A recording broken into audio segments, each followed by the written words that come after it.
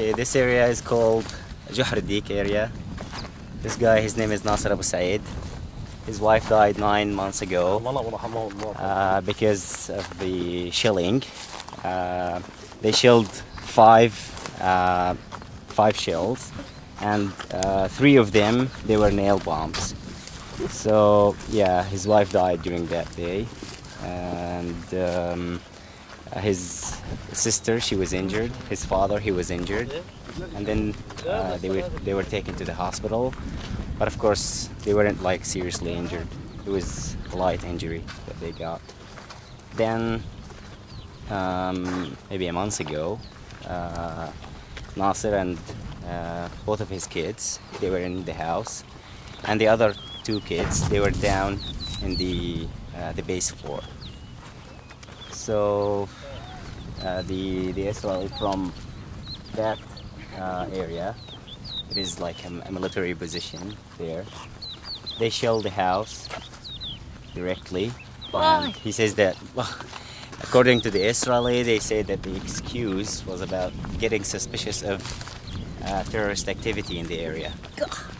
So yeah, with the best technology that they have, they couldn't recognize between the one who want to do this terrorist activity and the house, which is made of from concrete and stones. Yeah. So Nasr, he was laying on the bed, and then the first shell, it just hit the room where he was sleeping, and thank God, hopefully he wasn't injured. But he just like the shelling kept going. And the ambulances came here, but they couldn't reach the area because they need to have a permission. They need to get a permission from the Israeli to enter the area because it's close to the buffer zone. And the ICRC, even since they cooperate with the Israeli, they tried to get a permission from them, but of course it takes time. And then after maybe 2-3 hours, the ambulances reached the house. But the thing is, his brother, he was outside the house when the shelling happened, and he was injured. The wife of his brother also, she was injured, and both of his kids, they had his elder kid, he had a shrapnel on the neck, and shrapnel in the abdomen. But thank God, the one in the abdomen, I think they remove it in the hospital.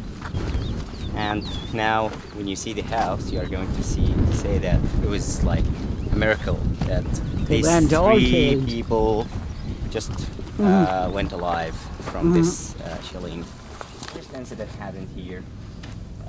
In this point exactly, his son, his father, they were sitting here. No, before even the shelling, the grandfather, he just went inside.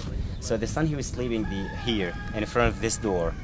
He was like, they had a mattress and they were sitting in the shade, and it happened like in the afternoon, maybe at 4-5 o'clock in the afternoon. So the grandfather, he just went inside, and then the first shell, it just hit here. And then the mother, she just went outside to bring her kid, but the second shell, it just hit here. And here you see the nail bomb, you see the shrapnel here. Yeah. This is all in this wall, and also the mother, she was here, so her body was full of shrapnel, and she died at that moment. The kid, he just wake up and he ran directly in the house, and he was like only saying, my mother, she's covered of blood. And the UN, they tried to support this family. They wanted to rent a house for them, but since he lived in this village, a small one, so only a few houses that is available to be rented.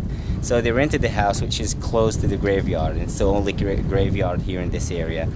So Nasr, he just wake up 12 o'clock in the midnight, at midnight, and he didn't find the kids in the house. So he just went to search on them. He found his kids sitting next to the grave of their mother. So he just like went crazy, and then the next day he just came back to the house. He said, I would prefer to die, but not to put my kids in such a situation. But even like until now, I mean, the ISM, they came here, they had like a report, and they wrote an article about this case, and they asked some international organizations here in Gaza to help this family. Save the Children, they were the first one who answered us, and now his kids are taking like therapy in a center in Bridge Camp, supported by Save the Children. And really, Save the Children, they were like doing a great job, and they were giving a great support and help, especially in this case. And a month ago, this is the second floor. This is where the house of Nasr. Now we can go up the stairs to see what kind of damage, damage happened from the shelling. Assalamu alaikum. كيف حالك يا حجة؟ سلامات، كيف صحتك؟ في حد؟ لا ما في. يا ساتر.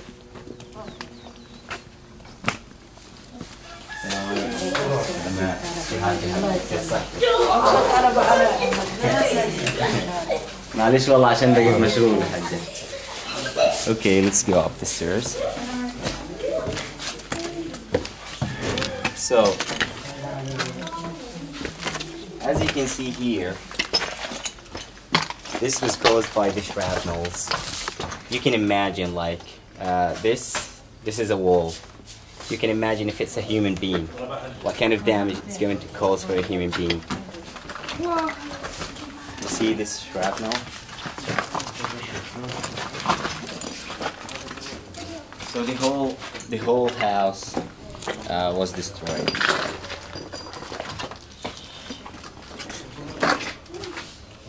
There, if you can see that car, they were standing there, and they weren't able even to reach this house because they needed permission from the Israeli.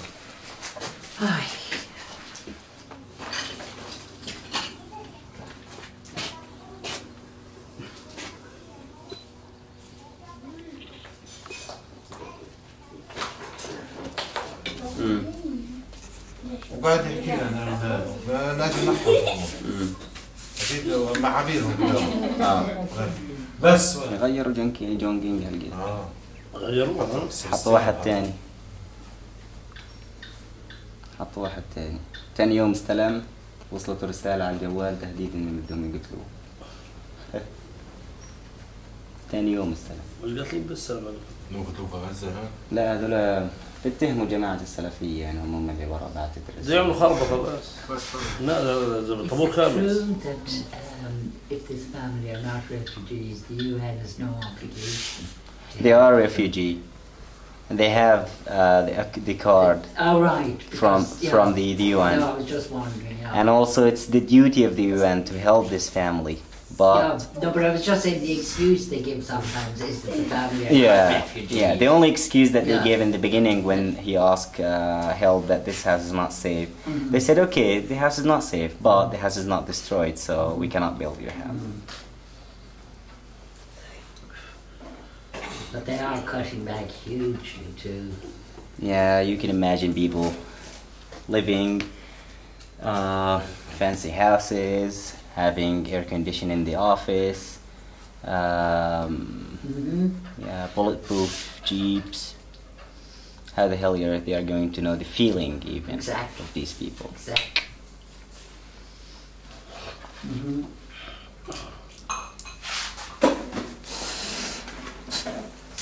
Yeah.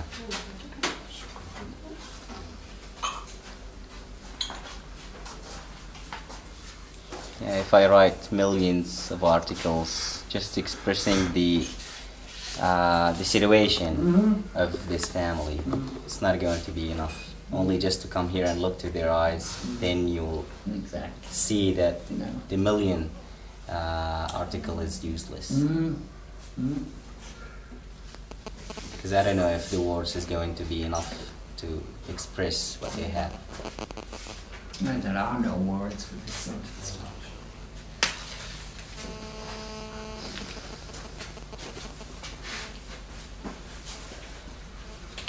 محمد وينك؟ تروح على الخيمة؟ Yeah.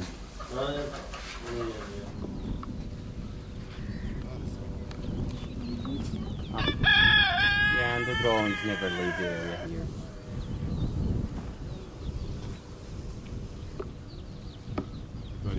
So from this hill, the tank come mostly every day, and it just take position there. And 9 months ago, when his wife died from the shelling, it was from that area. So even like for the tank, it is obvious that the one who's standing outside here are the people from the house, because they have binoculars, they can see, they have like a clear visual that these people are not a threat, are not terrorists, and they are the people who live in this house. But even in spite of that, they just start shelling. And then the wife died.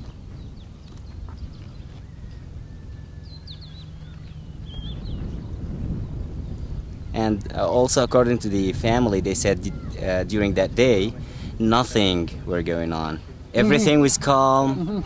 There was no any activity, nothing going on. But then just out of the blue, they just boom, they shell. They really are just like 20-year-olds I mean, exactly. You know, I know how they feel. I just like don't want to be controversial. Yeah.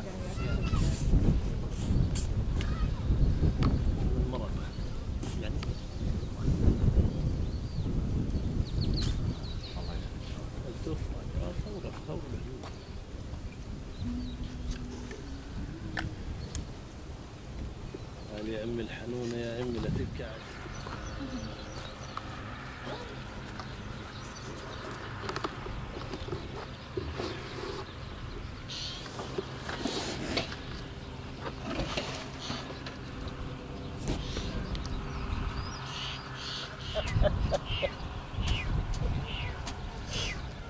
Maybe they don't want it to stay over. خلقنا فيها. كنا نشتغل في إسرائيل علبة الدخان هذه أنا وأخوي تكفينا أسبوع عشان نجمد مصاري لها. يعني خليل. هي مصدر رزقنا، وهي اللي ربتنا، وهي اللي ربت أولادنا. فاضي؟ يعني لو صار أصعب من اللي صار. طب بدي بص هالقد ضروري. يعني كيف ما قد ما يصير وقد ما يستنانا على باب مكتب صيدا. يعني إلا إذا كان أموات. يستنانا على باب مكتب صيدا هالقد. وبعد هيك ياخذوها. أما واحد فينا نفسه طيب. عرفها. So he says the only thing that make me stand still here in this land, 710 which is that we were born in this land. We worked مين هذا؟ a lot to we worked a lot to buy this land. He says that me and my brother, we used to work in Israel, and even the box of cigarette used to be enough for us for 1 week. Why? To save money to buy this land. And even the only way that it's going to make me leave this house, which is me being dead or so.